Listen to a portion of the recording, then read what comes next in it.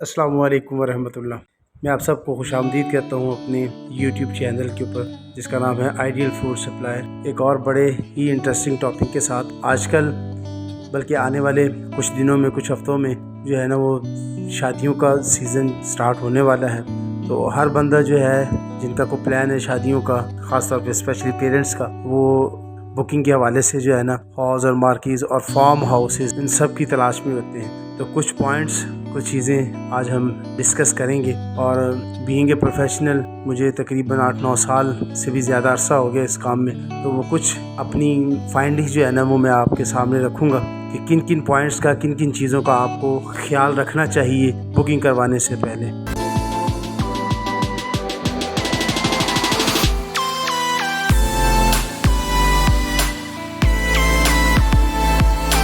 सबसे पहले जी, जब भी आप कोई शादी हॉल या मार्क की बुकिंग करवाने जाते हैं तो सबसे इम्पॉर्टेंट जो है वो आपने पार्किंग देखनी होती है। अब पार्किंग देखने का जो एक रफ सा फार्मूला है, जो मैंने इतने सालों में एक रफ सा फार्मूला कि ना वो ज़्यादा वो यानी वो फार्मूला जो है ना वो ऑर्गेनिक भी लगे यानी ओरिजिनल भी लगे, ताकि ये ना हो कि जी आपको मतलब मुश्किल ना हो चीज़ों को अंडरस्टैंड करने में।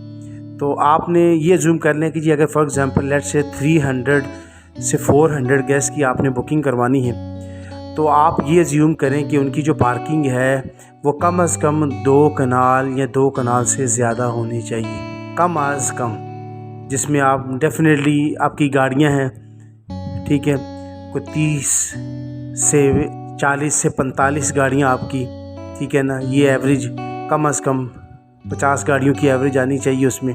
और फिर साथ ही आपने ये जो देखना है कि जी मोटरसाइकिल पार्किंग जो है ना वो कहाँ पे होगी।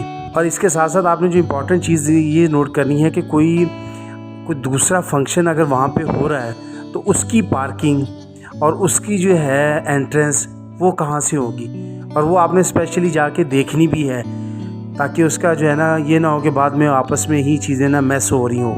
दूसरा पॉइंट जो है जो इसके बाद है, पार्किंग से जब आप एंटर होते हैं तो लॉबी है। कोशिश करें कि लॉबी हर हॉल की वैसे होती है। जो शादी हॉल्स हैं उनकी थोड़ा सा मुश्किल होता है, लेकिन जो मार्कीज़ हैं उनकी डेफिनेटली लॉबी होती है। तो प्रायोरिटी दें कि जी लॉबी वाली ही साइड मिले। और अगर रेट आपको कंपैरेटिवली अगर कोई लॉबी के बगैर वाली साइड आपको मिल रही है तो उसमें आप ये कर सकते हैं कि जी उसमें आपको एक अच्छा खासा जो है ना वो बेनिफिट मिल सकता है, अच्छा खासा बेनिफिट मिल सकता है। तो बच्चों के लिए मेरी यही रिक्वेस्ट है, ख़ास तौर पे आप अपने पेरेंट्स के साथ थोड़ा सा ताउन किया करें, और थोड़ा सा ताउन करें स्पेशली क्योंकि आगे जो है ना वो सीज़न आ रहा है। तो ये ना मतलब अपनी डिमांड रखें जी कि हमने फ्रंट से ही सारा मामला है। नो डाउट अगर आपकी जेब इजाज़त दे, बजट आपको मिले तो डेफिनेटली आप करें। और अगर इन केस थोड़ा सा बजट का कोई शॉर्टेज हो तो आपको अगर कोई साइड से या विदाउट लॉबी या थोड़ी सी लॉबी कम भी अगर कोई चीज़ मिल रही है ना तो उसमें आपका बहुत बड़ा बेनिफिट हो सकता है। मीन टू से अगर आपका लॉबी वाली साइड से एंट्रेंस आपको मिल रही है तो वो 2 लाख रुपए का है, और दूसरी साइड आपको में भी हो सकता है वो आपको एक 20, एक 15, एक 10, एक 30 में मिल जाए। तो ये 60, 70 या 80 हज़ार रुपये का या लाख रुपए का जो फ़र्क है ये आपके पेरेंट्स की बचत है। और भी बड़े मामलात होते हैं तो वो वहाँ पे ज़रूरत पूरी हो सकती है। तीसरा जो सबसे बड़ा है जी कि आप जो नॉर्मली खाना है ना, खाना, ये इसके ऊपर मैं एक अलग से भी वीडियो इंशाल्लाह बनाऊंगा। तो खाना आपने कभी भी हद्दुल वसा कोशिश करें कि खाना आप अपना ही करें। सिर्फ हॉल जो तो फेमस हैं, बल्कि फ़ेमस को भी मैं नहीं मानता, क्योंकि मैं ये कहता हूँ कि अगर फेमस हैं या नहीं, खाना आप अपना ही करें अनटिल कि आपका को बहुत अच्छा करीबी और बहुत एतमाद वाला बंदा जो इसमें शामिल हो, तो फिर आपको को 5% चांस है। अदरवाइज़ 90-95% आप खाना अपना ही करें, क्योंकि उसमें बहुत सारी कबातें होती हैं। सबसे बड़ी कबात ये होती है कि नंबर ऑफ़ गेस्ट जब बढ़ जाते हैं, इन केस आपके 20-25-30 मेहमान बढ़ गए हैं तो आपने अल्हम्दुलिल्लाह उतना बैकअप रखा होता है, बड़े आराम से चीज़ें मैनेज हो जाती हैं।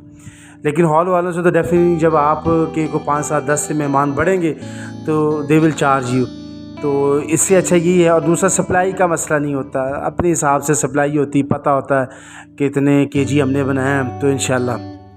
लेकिन इसके हवाले से मैं एक वीडियो अलग से भी बनाऊंगा कि कितनी क्वांटिटी, क्या क्या चीज़ें होनी चाहिए और किससे आपकी बचत हो सकती है। इसके बाद जी जब आप हॉल के अंदर एंटर होते हैं तो उसका सेटअप है। सेटअप से मुराद है जी सोफ़ाज़, उसकी कंडीशन क्या है उसको आपने चेक करके देखना है। हर सोफ़े को चेक करें, टेबल्स, ठीक है ना, उनका साइज़ क्या है। उनको जो नॉर्मली लोगों के पास जो टेबल्स हैं उनका साइज़ नॉर्मली होता है जी 4, 4.5, 5 फीट राउंड टेबल का साइज़ होता है। और अगर डाइनिंग के अंदर जाएं तो वो 6 फीट से ऊपर कम ही किसी का साइज़ होता है। तो जिसके साथ वो जो है ना सिटिंग लगाते हैं, तकरीबन जो है ना वो 12 की सिटिंग लगाते हैं। तो एक स्टैंडर्ड साइज़ जो होता है ना, एक रफली एक आइडिया आपको मैं देने लगा हूँ, 2 फीट से कम स्पेस आपने एक बंदे के लिए नहीं रखनी। ये आप एक मतलब जनरल सा फार्मूला रख लें। अगर वो 6 फीट का टेबल है तो आप ये समझ लें कि उसके साथ 10 फुट की 10 चेयर से ज़्यादा, बल्कि कोशिश करें 8, इससे ज़्यादा चेयर ना लगे। अगर इससे कम है तो उससे तो 8 से 9 चेयर से तो ज़्यादा लगनी ही नहीं चाहिए। लेकिन हालांकि हम इस हॉल वाले या मार्किज़ वाले इसके बरक्स करते हैं, तो ये चीज़ आपने लाजमी देखना है। फिर जब सोफ़े की बात हमने की थी तो उसमें आपने जो सोफ़े के आगे टेबल्स होते हैं वो स्पेशली देखने हैं बुकिंग से पहले। ये ना हो कि वो नॉर्मली ना यू बनता है, 3 सोफ़े लगते हैं, एक साइड से वो ओपन होता है और दरमियान में जो टेबल रखा जाता है ना, छोटा लाउंजेस टेबल, वो उसका साइज़ इतना छोटा होता है कि वो एक साइड पे एक सोफ़े के आगे ही सही जा सकता है, बाकी 2 सोफ़े वाले जो है ना वो फारिग होंगे, यानी वो अच्छे तरीके से खाना नहीं खा सकते। तो ये काइंडली आपने, ये बात में बहुत एम्बैरसिंग होती है, तो ये आपने ज़रूर देखना है कि जी आप का जो टेबल का साइज़ है, जो सोफ़े के आगे रखना है वो कौन सा है, ठीक है। उसके बाद जो सोफ़े स्टेज पे रखे जाते हैं उनके आपने जितने कलर्स हैं वो आपने लाजमी देखने हैं। उसकी कंडीशन देखनी है कि इसकी कंडीशन क्या है। लोग नॉर्मली जब लाइट ऑन होती है तो दूर से वो बड़े खूबसूरत लगते हैं, तो वो आप जाके लाजमी अपने पास उसके देखे जाके कि उसकी कंडीशन क्या है, सफाई सुथराई क्या है, तो कोई तोड़ फोड़ कितनी क्या है। तो ये आपने ऑन द स्पॉट बुकिंग के ऊपर आपने ये कर लेना है कि ये इस कलर का सोफ़ा जो है ना जो आपके पास है ये हमारा है, ठीक है, ये आपने मेंशन करवाना है। उसके बाद एक और बड़ा इंटरेस्टिंग पॉइंट है जी ब्राइडल रूम्स आप लाजमी चेक करें। खाली कहने से नहीं है, आपने लाजमी देखना है कि उसकी जो अपना कलर कॉम्बिनेशन है वो कैसा है, उसकी कंडीशन कैसी है, वहाँ पे एसी इंस्टॉल है या नहीं है, वहाँ पे जो सोफ़ा पड़ा है, टेबल पड़ा है वो कैसा है, ठीक है। उसके बाद अटैच वॉशरूम है नहीं है, अंदर कमोड है कि नहीं है, फ्लैश है।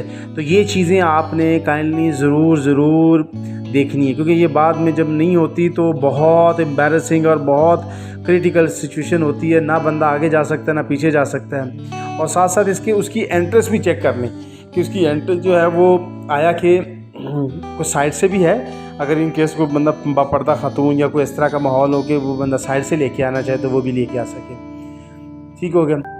आपके जो वेटर्स हजरात हैं, वेटर्स का यूनिफॉर्म आप चेक कर लें। आपको होंगे जी हमें इनके यूनिफॉर्म्स दिखाएं कि कौन कौन से यूनिफॉर्म्स हैं, ठीक है। उनमें से पॉसिबल हो सके तो यूनिफॉर्म्स भी सिलेक्ट कर लें कि ये यूनिफॉर्म जो है ना उस दिन हमारे फंक्शन पे होना चाहिए, और कोई लड़का यूनिफॉर्म के बगैर नहीं होगा, ठीक है। तो ये आपने चीज़ें, और साथ साथ उसके जो स्वीपर्स हैं उनका क्या यूनिफॉर्म है, उनकी कोई अलग से कोई किट है या कोई क्या वो पहनते हैं, ताकि वो प्रोमिनेंट रहें कि जी ये सफाई वाले हैं। ये ना हो कि जी पता ही ना चले सफाई वाला कौन है और जो मामलात होते हैं वो क्या है, तो ये आपको पता है। दूसरा, इसके साथ ही एक और बड़ी इंटरेस्टिंग चीज़ है सिक्योरिटी का।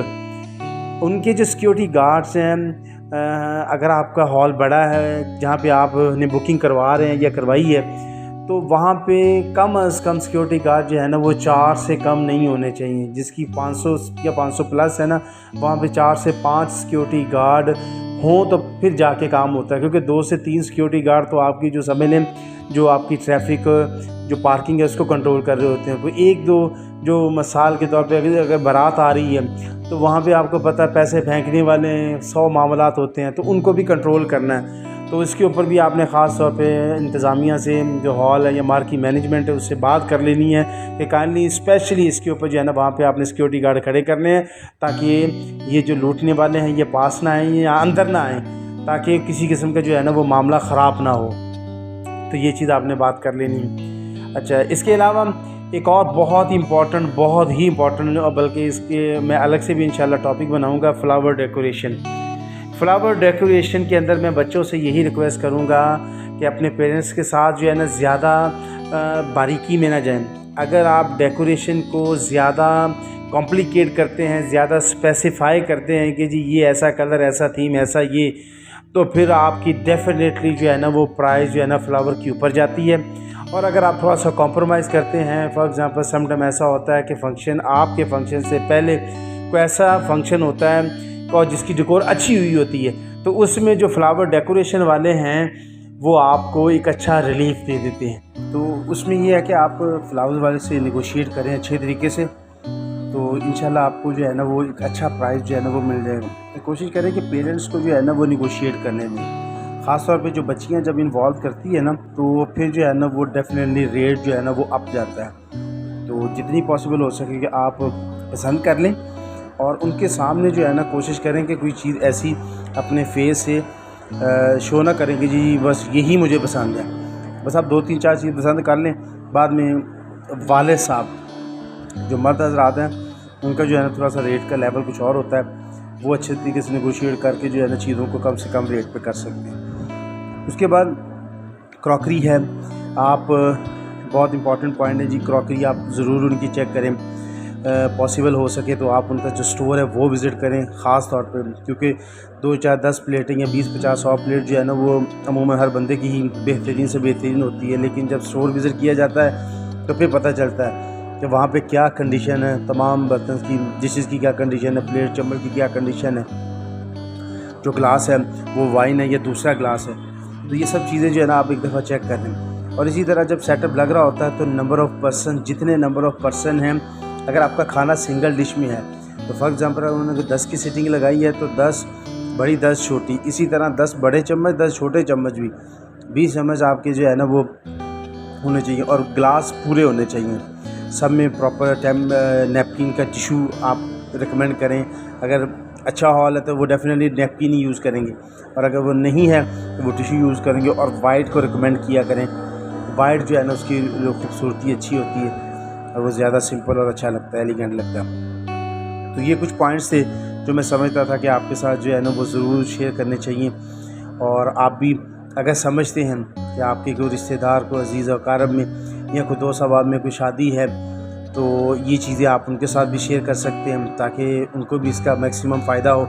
और क्योंकि बुकिंग कराने से पहले ये सारी चीज़ें जब एक अच्छी वीडियो देख लेंगे तो डेफ़िनेटली जो है ना ये तमाम पॉइंट्स उनके जहन में होंगे और इंशाअल्लाह अल्लाह ने चाहा तो इनसे उनको ज़रूर फ़ायदा होगा। अगर आपको वीडियो आज की अच्छी लगी हो तो बराह करम हमारे चैनल को लाइक और शेयर और प्लीज़ सब्सक्राइब कर लीजिएगा, और जो बेल का आइकॉन होता है उसको भी प्रेस कर लें ताकि मज़ीद इसी तरह की इंफॉर्मेटिव वीडियोज़, अच्छी वीडियोज़ अगर हम पोस्ट करते हैं इंशाल्लाह तो वो आपका उसको नोटिफिकेशन आता रहेगा और आपको इंशाल्लाह उसका ज़रूर फ़ायदा होगा। बहुत सारा अपना ख्याल रखिएगा, दुआओं में याद रखिएगा जी। अल्लाह हाफ़िज़।